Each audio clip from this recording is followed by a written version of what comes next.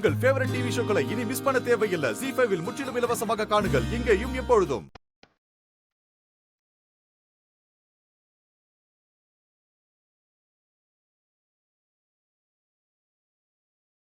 ஏய் மகா, என்ன எங்க நிக்கிற? சாமி கும்பிட போல? ஓ, உனக்கு என்ன மாதிரி கடவுள் நம்பிக்கை இல்லையா? அதெல்லாம் இருக்கு. ஆனா இப்போ சாமி கும்பிட தோணல. என்னாச்சு மகா? ஏன் ஒரு மாதிரி இருக்க? ஒன்னும் இல்ல.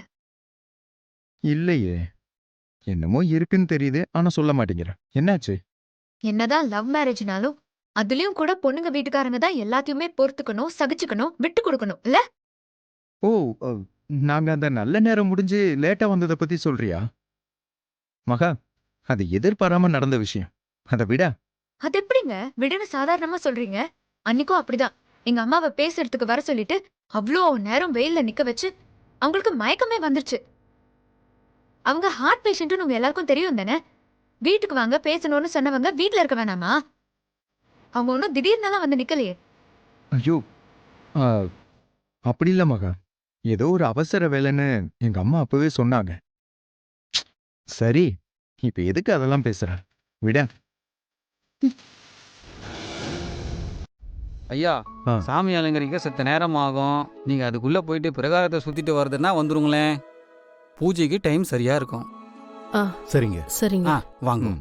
ஓம் அம்பிகையே போற்றி, ஓம் ஆதிசக்தியே போற்றி. மகா, இத பாரு. இன்னும் கொஞ்ச நேரத்துல நம்ம நிச்சயத்துக்கு நேரம் பார்த்தரலாம். அதுக்கப்புறம் எல்லாமே சரியாயிடும். இந்த கல்யாணம் நல்லபடியா நடக்கிறதுக்கு நான் பொறுப்பு. ம்?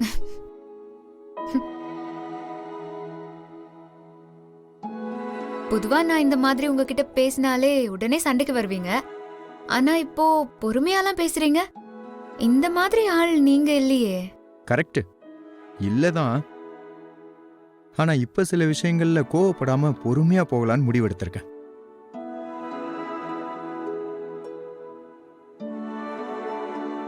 நீங்க இப்படி பேசுறது எனக்கு பிடிச்சிருக்குங்க.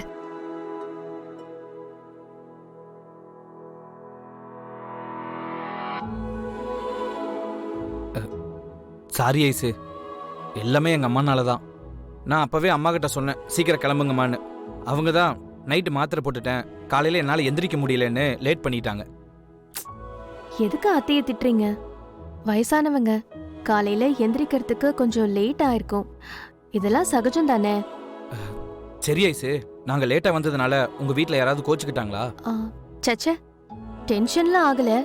ஆனா ஏன் வரலன்னு கேட்டுக்கிட்டே இருந்தாங்க. புரியுது. இந்த நிச்சயம் நடக்குமா நடக்காதா அப்படிங்கிற உங்களுக்குள்ள ஒரு பயம். அப்படியெல்லாம் ஒன்னும் இல்ல. அதான் நீங்க வந்துட்டீங்கல்ல. ஜோசியர் இன்னும் 2 ஹவர்ஸ்ல வச்சுக்கலான்னு சொல்லிட்டாரு. அப்புறம் என்ன, விடுங்க. நீங்க ஃபீல் பண்ணாதீங்க. சரி, நம்ம வேற ஏதாவது பேசலாமா? சரி ஐசு. ZEE5 ஆப்பை டவுன்லோட் செய்து அனைத்து எபிசோடுகளையும் இலவசமாக பாருங்க.